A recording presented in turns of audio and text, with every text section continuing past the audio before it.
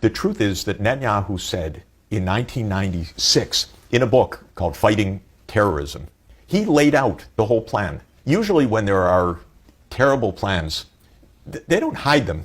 Hitler wrote Mein Kampf. And I'm not meaning to make simplistic comparisons. I'm just making the point that people say what they're going to do.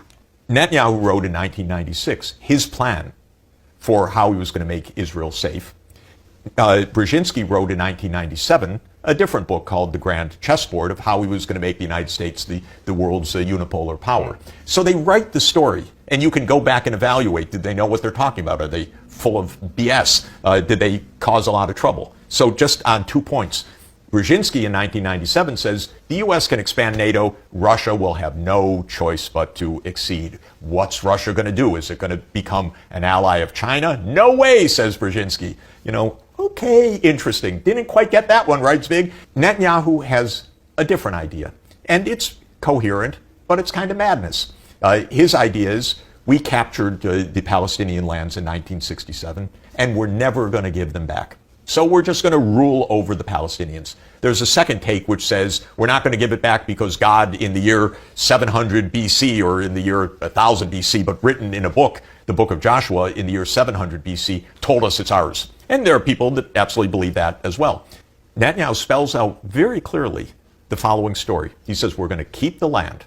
There will be resistance. Hamas, Hezbollah, other militant resistance. What will we do about it? You can't really fight the terrorists, he says. You have to fight the states that back the terrorists. And Iran is the central one in his mind. But interestingly for Netanyahu, he lays out one by one. Yes, of course, Iran is the central one in his mind. But so too is Iraq under Saddam. He supported Hamas. Right. So too is Bashar al-Assad in Syria. So too is Somalia. So too is Muammar Gaddafi in Libya. You know, he laid it out, and he at various times listed the countries.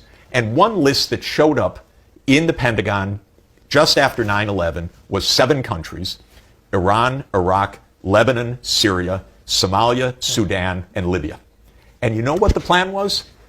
7 wars in 5 years. The U.S. using Israel? No. This is Israel using the U.S. as if our military is in their hands, which in effect it is. You take Wolfowitz and you take Feith and you take these neocons and you take Netanyahu. They game planned the whole thing out. Well, I regard Netanyahu as having been our greatest disastrous president of the 21st century because he ran American foreign policy for 20 years and he cost us trillions of dollars. And where is the Middle East today? War in Syria, war in Lebanon, war in Palestine, unrest in Iraq.